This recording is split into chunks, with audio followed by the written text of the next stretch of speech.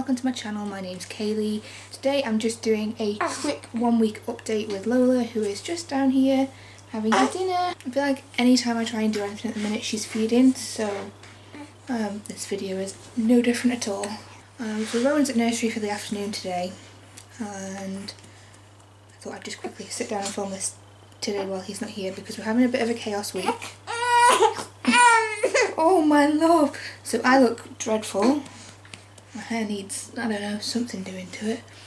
I haven't got makeup on. I've just managed to find some clothes that aren't in the wash because everything gets covered in sick or milk at the minute, doesn't it, my love? And I've just done the old switcheroo with my maternity clothes and my normal clothes, but I don't know how many of them I can actually manage to feed in, so we're in a bit of a weird stage. I definitely need to buy more nursing clothes because I only got like about 3 things, maybe 4 to nurse in, just because I wasn't sure if I was going to manage. And obviously now I am, and I'm frequently being covered in milk and sick again.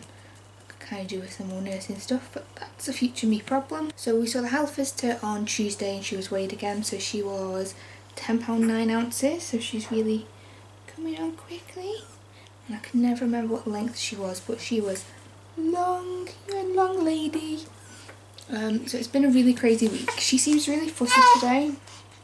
I don't know where it's come from, but in the night when I was feeding her she was sounding really nasally. Well, not nasally, but like congested, like she was struggling to take milk, but she seems okay today. I don't know if she's maybe coming down with a bit of something. I really hope not because she's so little. So we had her party on Sunday, and obviously that's normally when we would do a lot of the housework on the weekend, but instead we were like doing party shopping and party food prepping and stuff, so the weekend got eaten up. My house has turned to complete chaos. Oh my word! And in all the chaos I've got like a little tiny opening in my scar again. It's only like 1 centimetre. So I've not been to the doctor at the minute because it doesn't look infected or anything. And I had loads of these, some quite big ones when I had Rowan, but they were infected and they will just close on their own normally. So I'm just kind of cleaning my wound every sort of at least 3 times a day where I can, and airing it out, which is what they say to do to keep it really dry and clean. So we just keep cleaning it with like a wound wash and some gauze and then airing it out, you know, just liming my tummy out. So I'm being really cautious on what I can do. They normally say don't lift anything heavier than baby for the first 6 weeks, and then on the Sunday when we had her party, Rowan fell over off a stool onto a hard floor and he looked really upset, so I kind of picked him up a little bit. And I'm not saying it's exactly that. I think there was a couple of other things that happened at the party where I probably did a bit more with Rowan than I should have. I don't know if that's necessarily what did it, but it came like the Monday or the Tuesday afterwards we noticed the opening, so that's potentially where that's come from. Maybe I did a little bit too much on that Sunday when we had the party, but who knows. So I'm now trying to be really cautious about what I do again, which means even less is being done around the house because I can't really like run the hoover around, so everything's turning to chaos again.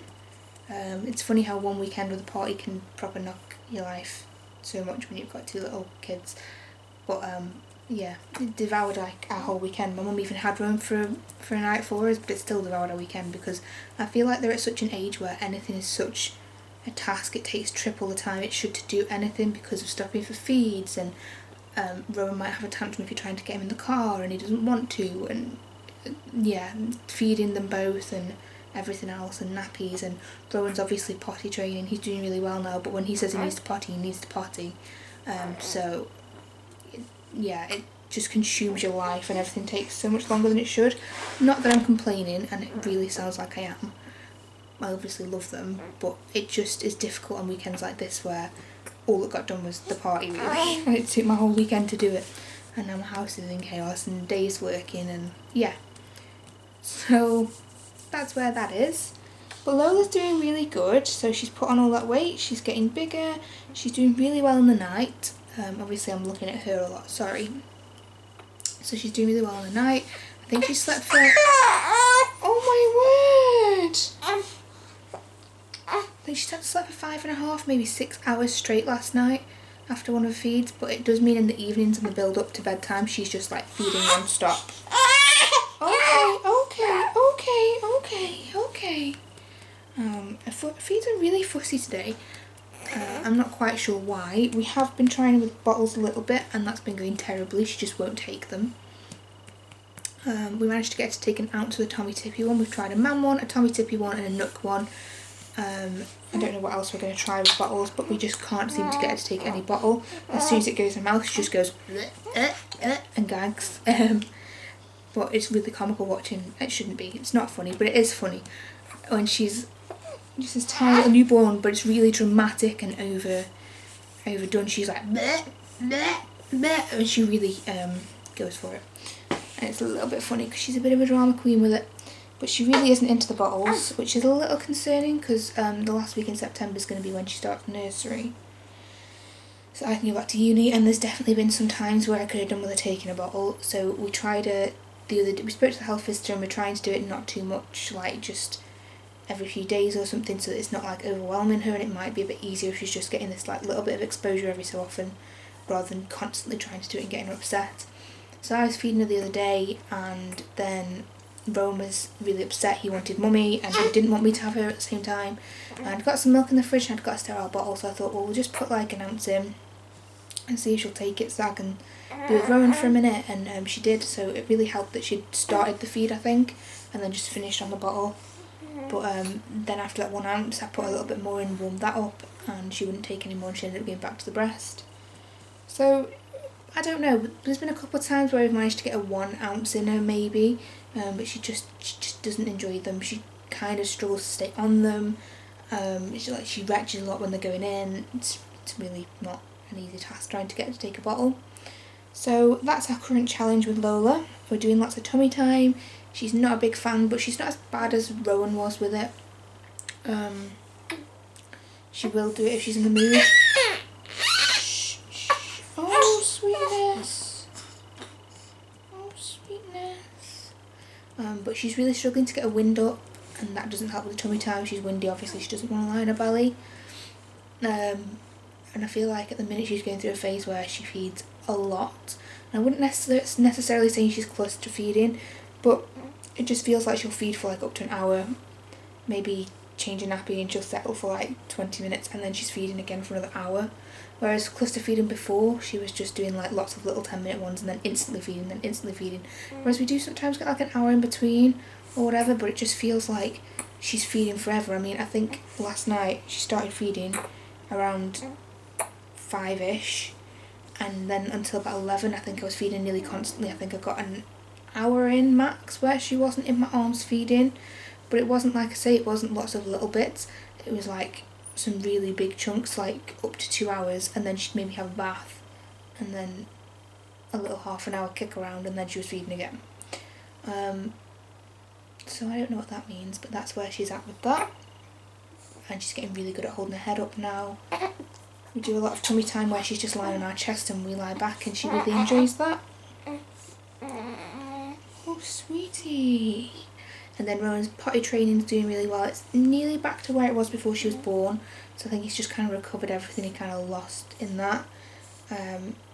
He's doing okay, but he's just still a bit, he struggles with like not being able to just demand what he wants instantly and get that instantly, which is obviously what he had before because he was our only child and he got all our attention. He's getting good at playing by himself and stuff, and I had to go and change her today because she did a bit of punami. I had run out of clothes in her basket down here, and I offered him to come upstairs or stay down here, and he said he'd stay down here, and he just kind of like occupied himself playing with his toys. He had TV on in the background, so we watched a bit of TV and stuff, and then he was on his own in his bedroom the other night playing, and we've got obviously a monitor so we can see him, so I would just like be feeding her and watching him on the monitor while Dave was cooking tea, and he was just, you know, I mean, he was tipping his ball pit all over the place and making a real mess, but he was kind of occupying himself, so he's kind of picking up those skills of like not looking after, but you know, being by himself a little bit more, which is sad, but I think he needed it. And he's going through a weird fussy phase with food again. He seems to go in phases where he'll eat anything and then eat nothing, and he's kind of in a chicken nugget or toast only mood at the minute. I made him fish fingers, potatoes and corn for his dinner and ate none of it, but this morning for breakfast he basically had a 2-hour toast and fruit buffet. He just wouldn't stop eating toast and fruit.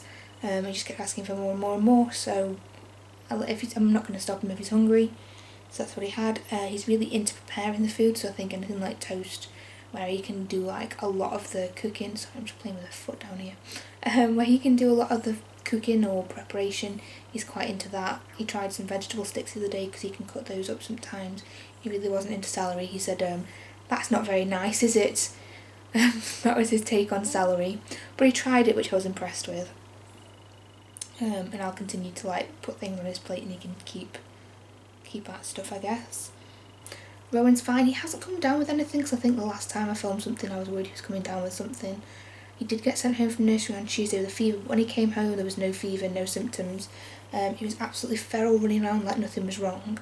I'm not saying they were lying, I think he was just running around a bit and got himself a bit hot maybe. But I don't know if that can make you as hot as a fever.